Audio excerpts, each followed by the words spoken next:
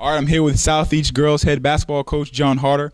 Coach, you guys just won the state championship on Saturday. You've had a few days to reflect on it. How are you feeling? Well, I haven't slept, and I'm still somewhere up there in the clouds. It's one of those times in life where you keep looking for words to try to answer, and all I can reflect on is the blessing of it, the grace of God, the excitement that joy brings you of a peaceful nature. Dreams come true. And then when you reflect on that, you stay in those clouds for a while, and that's where I'm still at. We just came home, and I've got to sleep tonight or the next day, or I won't be effective in the classroom, because now you got to get back to the real world, teaching. Now this is your third state championship. How do you compare this one to the other ones, and what does this one mean to you? Wow, I had a feeling that question was going to come. I'm glad you didn't say how do these players compare to those players. All three championships were massive, important goals in life. Most coaches would want to get there once. To be there 5 times, to win 3 of them, and a runner-up is phenomenal. It was special the first time because it was Hoosiers. I had just landed at Southeast. I inherited a team from the great Buzz Narbit, and he had them in place, and I just put a little extra glue on it, and we won the thing. First year out is something special. And then to build my own group to 1990 in a 5-year span gave us the greatest win-loss percentage in the state during the 90s, and that was quite a credit. That was our decade. And then there was a little bit of a lull where we won districts or Christmas tournaments, but to go back at 03, 04, I thought that might have been it, because I was starting to get older. And now I'm very, very, very old, and I'm in the position where at the tail end of my career it can be done again. So they all have their place in life. It's just I'm honored by the fact that I had this long of a life with health and strength to do it again and again and again. I don't know. I mean, it's crazy. And my seniors wanted me to go to the big information booth at the end when they were all being interviewed and go ahead and announce my retirement. They were leaving. I should leave at the same time, and it's not right yet. I'm not ready for it. I have 3 or 4 very good freshmen, and I want to stay to see them through. So I'm not saying we're going back again. There's no prediction here, but 800 wins, 700 wins isn't what I'm after. It's the kids. I just feel like I'm still needed, and I can still coach. And Bobby Bowden did it till he was 90, or some of these guys. So why not? Yeah, you know. Why not? And like I said, it's a great accomplishment. Your third straight state championship. You still feel like you're on cloud 9. Like I said, I talked to you on Saturday. Some coaches go a lifetime. Some players go a lifetime. Never have an opportunity to win a championship, let alone play for a championship. What is that feeling like, and what do you get out of it, winning a state championship?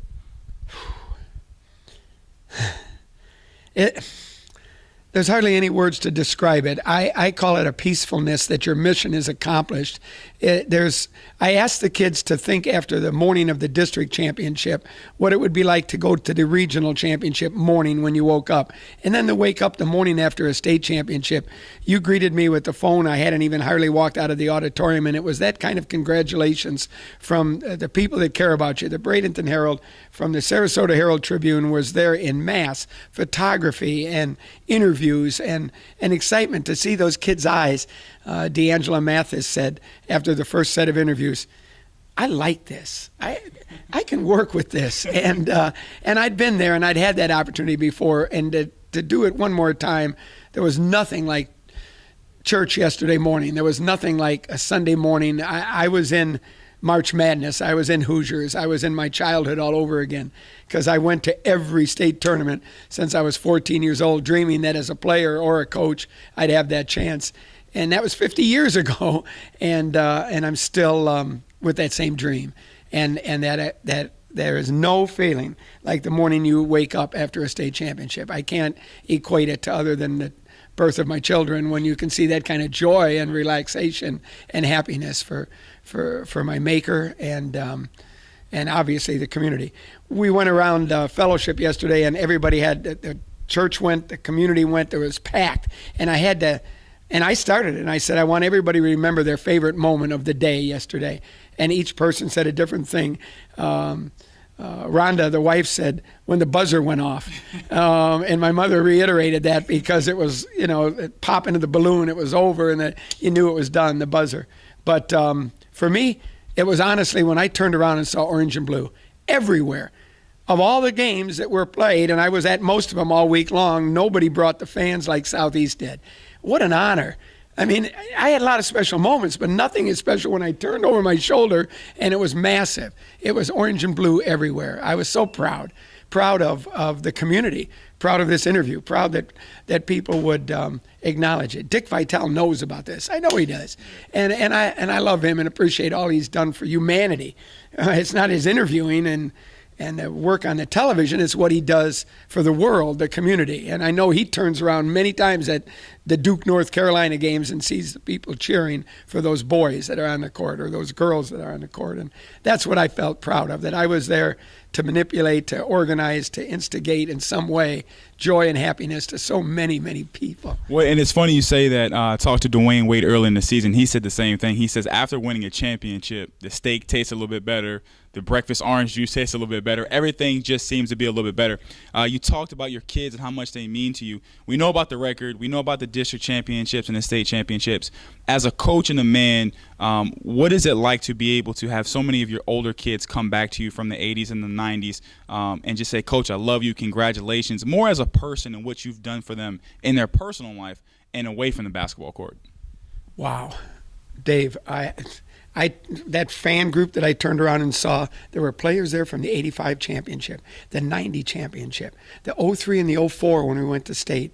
There was team moms at all different levels that helped me on this 24/7 job to get these kids to camp and wash cars.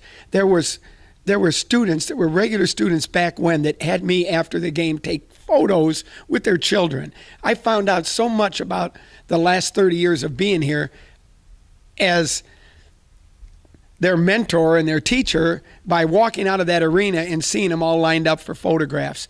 That was an unbelievable feeling when I turned and saw Chantel Bullock. Now, I've coached a lot of great players, but in 1985, she was my senior that took us to state, won state. I consider her the greatest player in Southeast history. She's got a 10-year-old child. She's in the stands, and that's taking nothing away from Dupree Bowden or Brianna Phillips and Francine Houston and all the great players. But Candace Jenkins was there, who blew out a knee in the regional finals. Winter Haven, we would have been at state her year. She felt a part of the ring. She felt a part of the ceremony because she came just that close. You know how many times we've lost in the regional by a point in overtime? Like every team in America does. All those girls celebrated through me and this year's team as if it was them. And they're sincere. They're not saying, oh, poor me, I didn't get to go to state. They're saying, I'm a Seminole, and I'll always be a Seminole.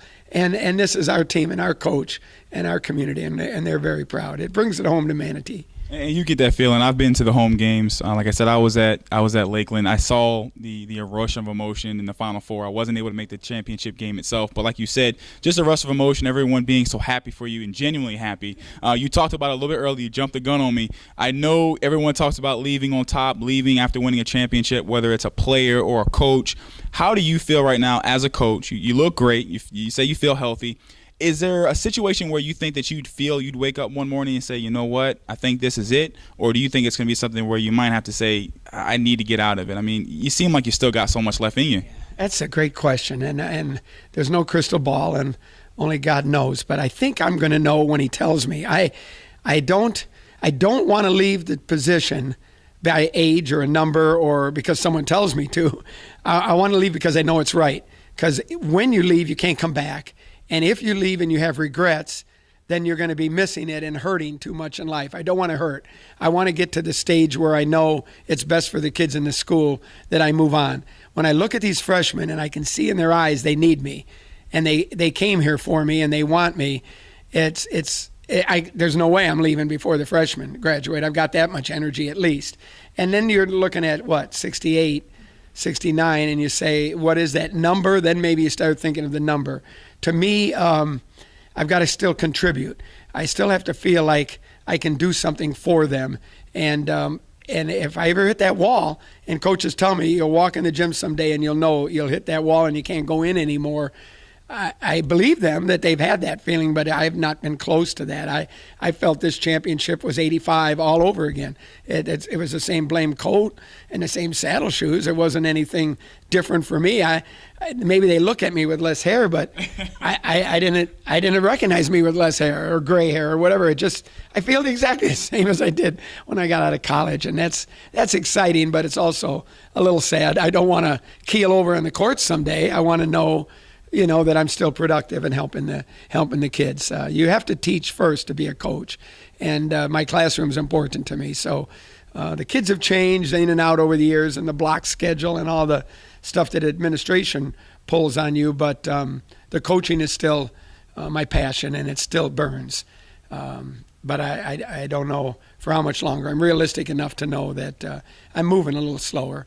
It takes me longer to do my push-ups in the morning. And that's... Well, you're supposed to make the girls run and do push-ups, not you. But like I said, we're here with Coach John Harder. Just came back, 2014 Class 5A state champions, your third in school history. I'm going to let you get out of here. Before we let you go, what is your message to all the Southeast Nation, and what is your hope for next season? Keep believing in us. Keep coming back. The fan support's phenomenal. You'd think we were a football team, for goodness sakes, or a bunch of boys. We're the real deal, and it's a great thing. There's kids here that can play. There's those freshmen that I was talking about waiting for the opportunity. We might get beat up a few times. Some people owe me next year. But if you can hang in there for the year after, I plan on starting a young group. We only returned Brianna Reed. And I looked at her when we were walking out of the arena, and I went, oh, boy, you and me. I didn't have a lot of time to work the younger kids. The JV team was strong at 19-2, but I wanted more of my B team to be playing. And I did it the best I could, but in reality, it was senior year. It's all about 2014 now. This is their championship. And I'll have to start over again with the car wash and 2 Saturdays and that spaghetti dinner at the church. And then it'll be a long, hot summer. They say it'll be 90 degrees again this summer. And I don't think a lot of people realize they go every day of the summer. They go on Saturdays. They go all year round in one way or another, AAU or camp. And give me a week off to breathe, and then we'll have another interview, okay? Well, you guys heard it here. Coach John Harder, the girls' head basketball coach, 5A state champions. Coach, it was a pleasure. Thank you so much for your time. Get some sleep. You have a lot more interviews coming, a big parade coming, and some car washes in a few weeks. You have to start fresh over next year. Congratulations, and we'll see you next year, all right? Thanks, Coach. No problem.